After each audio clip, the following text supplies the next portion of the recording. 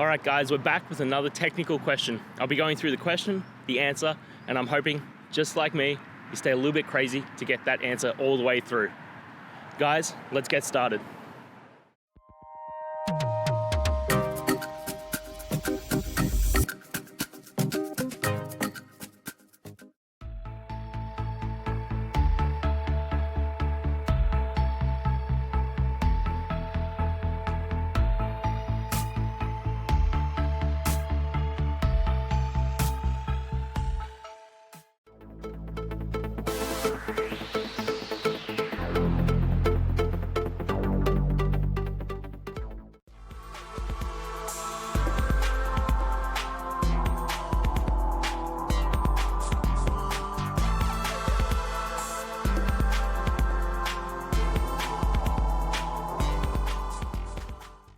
I hope that video helped find the resolution that you're looking for.